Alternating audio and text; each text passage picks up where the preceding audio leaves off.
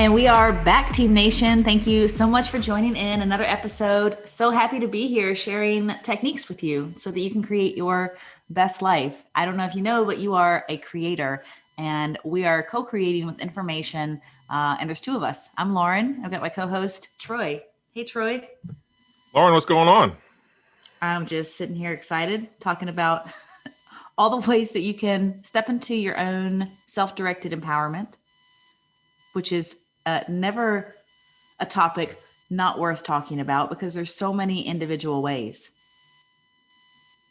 Well, that's true. I mean, there are a lot of different ways that you can change your emotional state. There are a lot of different ways that you can get yourself out of whatever emotional state you don't want to be in. And I Mm-hmm. think, people have to realize that they have this power, they have this ability within them.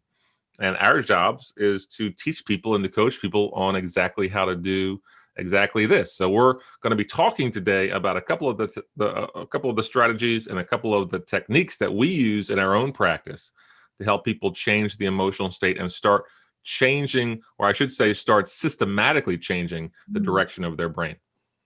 Yes, I love that. Good word, because we all like systems. The conscious mind wants a plan. The subconscious one is the one that is taking in the support because it's the emotional state. And you always want that hope element. And then you want that satisfaction that it's already changing now, right? It's so easy. You don't even have to exude effort. So that's where, I really want to keep it fun because I know that when you work with people in your own practice, Troy, like often they're burnt out.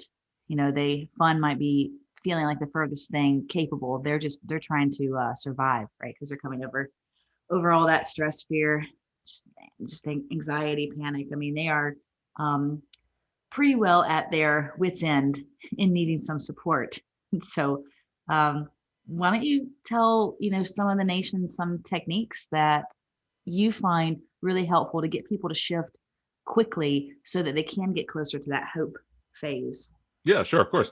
Well, I would say all these techniques that I teach are designed to be super easy, right? You can probably teach them to like, a 2-year-old or a 3-year-old, and they could do them just fine.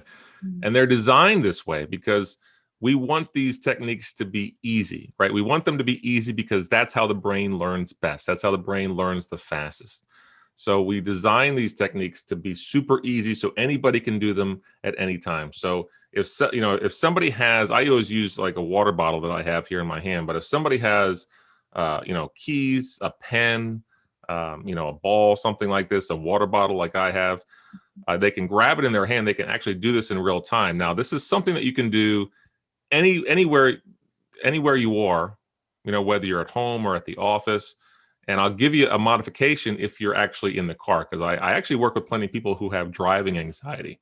And obviously they're not going to be able to pass, keys or a water bottle back and forth as they're driving down the road. So I'll give you a modification after this initial demonstration is done. But all we do is you imagine that you have this midline that goes from the top of your head all the way down your body, of a midline. And you take this water bottle or these keys or the pen or whatever you have, and you basically pass it from one side to the next, and you're passing it to the opposite hand past the midline. Does that make sense? You're passing it past the midline, and you're making sure that when you pass it, you're swinging your arm to the outside of your body, just like this. Right now, the reason why we do this is because anxiety is primarily located in one hemisphere of the brain, one side of the brain. And when we do this, left side, right, we're spreading out that anxiety. And that means that neural cluster, it's not going to be able to keep its stuff together. It's not going to be able to cling together. So again, this is something that you can do anytime. I would suggest that you do it for about 45 seconds, maybe 60 seconds. And all we're doing is activating both hemispheres of the brain. Now, here's the thing. After you get done this, I suggest you take a nice deep breath. And I always remember it like this, right? Mouths are for eating and noses are for breathing. So when you take a breath, you're inhaling through your nose, you're filling your lungs all the way to the top, and you're exhaling twice as long through your nose, allowing for a feeling of release. And then I want you to check in with yourself and see how you feel. Just do a quick evaluation and see what that did for you. Now, Here's the modification, right? If you're driving, for example, you're not going to be able to pass a water bottle back and forth. But what you can do is as you're driving, you can grab the steering wheel and you can alternately pump your hands, like at the 10 and 2 positions on the steering wheel. You can pump and squeeze those 2 points of the steering wheel. So again, you're still doing the same thing, left side, right side. You're still spreading out the anxiety. Same thing if you're a passenger in the car or if you're in public, right? And you don't want to have people see that you're passing something back and forth.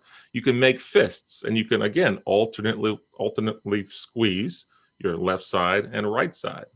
Left hand, right hand, left hand, right hand. So it's the same thing. You're still spreading out the anxiety from one hemisphere to the other. So this is something that I teach basically everybody that comes in because it is so easy to do. And again, all we're doing is we're changing the track of your brain, right? It's starting to go down that old stress road, that old anxiety road. We have to put up a roadblock to prevent that your brain from going back down that road again. So this is something that anybody can do anytime. It takes about 45 seconds to 60 seconds. I've taught this to so many people. I've taught this even to first responders on their way to an emergency. And when they get there, they will be much more calm and much more confident in what they're able to do in the moment, whether it's running into a burning building or helping someone who's in the middle of a heart attack or whatever it might be. So I encourage everybody to try this for themselves and just see, if they have an anxious moment, if they have a stressful moment, if they're feeling fear or whatever it might be, to try this and then do a quick evaluation, take that nice deep breath and check in. And if they're still at a point where they feel like they're still anxious or they still have this stress or they still have this worry or whatever it might be, do it again for another 45 seconds or 60 seconds. And again, check in with yourself. Take another deep breath and check in. I love that it's less than a minute. And, immediately I felt like so relaxed. So you're saying if you're in the height of like anxiety, a panic attack, right, that's when this technique is really going to be effective. I suggest that people do this from the very first millisecond, from the very first moment that they realize that their brain is going back down that old anxiety road. Mm-hmm. I would not suggest doing this, when someone's at the crescendo moment of someone's anxiety. It's always better to start at the first rung. I always use the example of a sliding board, right? You have a ladder and then you have a sliding board. There's a moment where someone's anxiety turns on. There's a moment when that habit, that habituated pattern turns itself on. And we want to try to get it at the very first rung. And if we don't get it the first rung, we're going to try to get it at the second. So the first step that I always say is you have to become aware of when your anxiety turns on, when the switch flips, right? Second step is you throw up a roadblock, which is the water bottle pass that I just showed you, right? Because you got to show your brain something different.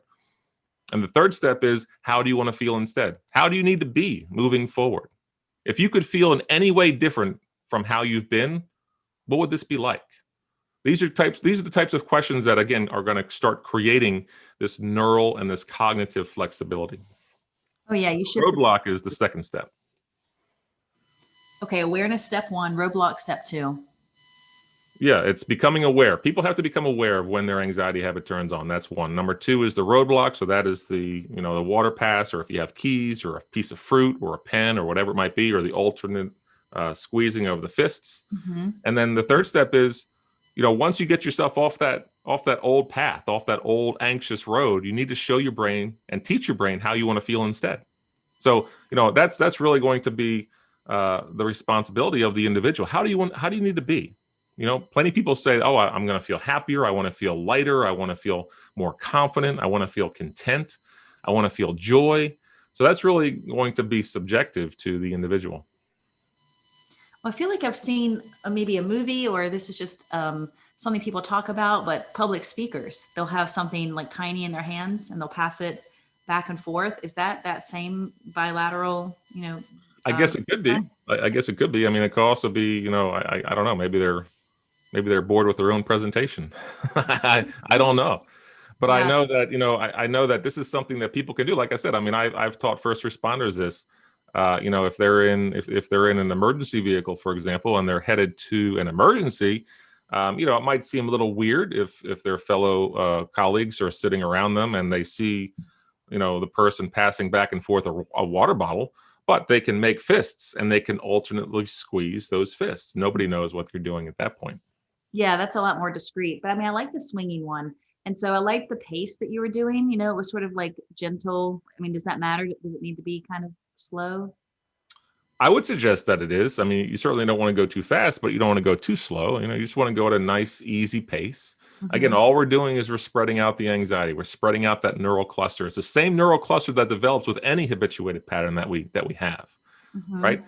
I mean, if you took a person and put them into an fMRI and actually could see the brain working in real time, and let's say the person was a musician and they had been playing the violin or whatever the instrument is for decades, you could see these same neural clusters in the brain. Those are the neural clusters. These are the neurons that have learned how to play that instrument, how to put their fingers exactly right on the instrument, on the strings or whatever it might be.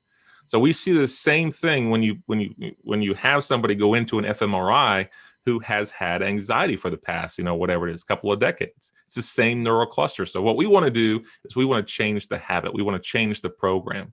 So a good starting point is by spreading it out and Hmm. teaching the brain something different to systematically change the brain in real time. And like you said, Lauren, self-direct your own change. I love the science speak of it. You say fMRI because that really speaks to, this isn't just a distraction. I mean, this is a physical, accessible exercise that's free and easy, and it makes permanent change in your brain. So there's no negative side effect, right? I mean, there's you can't mess anything up. And if this redirects that unconscious habituated habit of going into the anxiety channel, why not give this a try? So let us know, guys, if you're out there trying this, or if you have questions for Troy, reach out. We can make maybe YouTube videos or something just to really demonstrate exactly what's going on here. Because, I like the modification of the squeezing fists. Mhm. It made me think about progressive relaxation. When Yeah, exactly right. Yeah. you progress your focus. People think about relaxation. Some people don't know how to relax, and so for them, it might be easier to amplify tension, right? To squeeze the body, sort of like compression therapy. Imagine squeezing your whole body. Start at your hands, or start at your feet, or start at your head. Just all the muscles in your body. Imagine simultaneously you could squeeze your body so tight and small, like you're squeezing all the stress out of the cells and the muscles of your body. It's almost uncomfortable. You start getting like white knuckles. You're really putting the effort in, because nobody could do this for you. Right. You're the one that's going to have the focus and put in that exercise, and it's not a physical exercise. I mean, maybe you do sweat because maybe what you do this, what do you think, 20-30 seconds? It's not very long. You're just focused, and you compress things progressively, compact, and then you can release and feel what that relaxation feels like. You get a relief from all that effort. So you tighten your whole body, you squeeze for, you said, 20 or 30 seconds. Well, when I'm talking about, yes, you do that. When I'm saying progressive relaxation, usually I would progress just relaxation. I wouldn't even go with compression.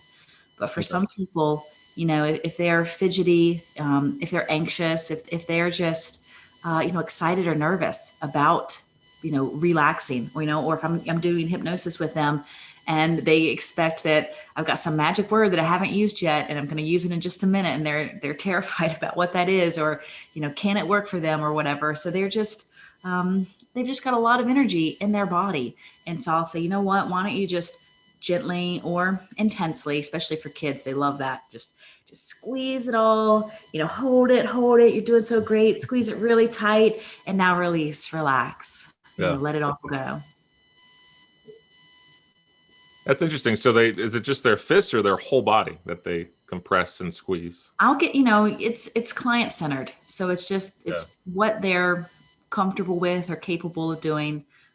This definitely isn't, I'm not working with anybody while they're in the car. So if you're out there in the car doing this, just do with what you can, because like Troy's saying, nerves are everywhere in the body, and stress is meant to be tolerable if it is diluted throughout the whole body and not isolated and into a dense place in our brain or chest, or some people feel it in the abdomen. So, you squeeze what you can, and then through that compression, you could shift up those neuroclusters so that they could Right. be better metabolized, and released. I mean, stress is adrenaline. We want energy. We want that motivation. It's just when we have residual, when we take it on from other people, when we haven't boosted our ego enough to feel capable of managing all the everyday stress of life. So, I guess I'll think compression is, it's almost kind of a remedial fix, so it's something to help if you've gotten past some of those initial rungs on the ladder, Yep. because I it got does, you.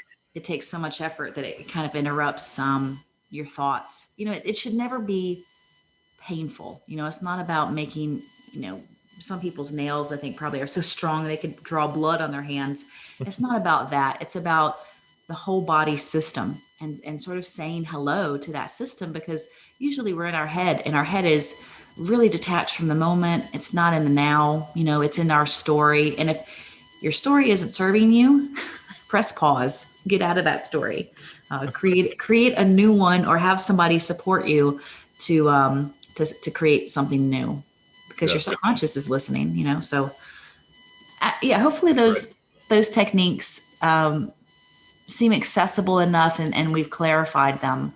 We definitely want to hear how they're showing up for you, or any modifications that you found helpful, because some people will take that compression therapy and they'll turn it into a self hug.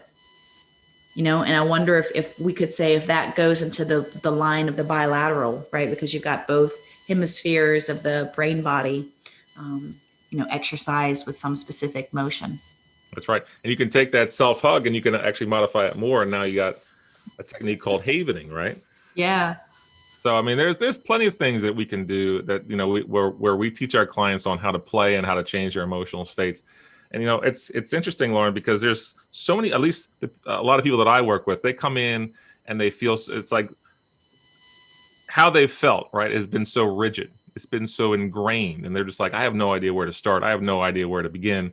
But one thing that I always tell people, and I know you tell people like this in your practice too, is like, it's such a wonderful feeling when you do something like this, when you do a technique, whether it's squeezing or passing something back and forth, and you can feel and experience a result within a couple of seconds. Mm-hmm. And it's really a revelation for many people, because they can walk away from that being like, wow, I really feel empowered. I had no idea that I could change my emotional state so quickly. I've had this issue for the past 10 years. I've done something for 60 seconds, 45 seconds, and I already start to feel a difference.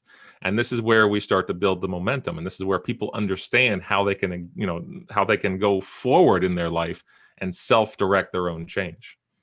And It's it's the greatest gift for anybody to experience, in my opinion. it's exactly, that's why we're doing a podcast, to let people know, because it's incredible. And like you say, we have the front row seat.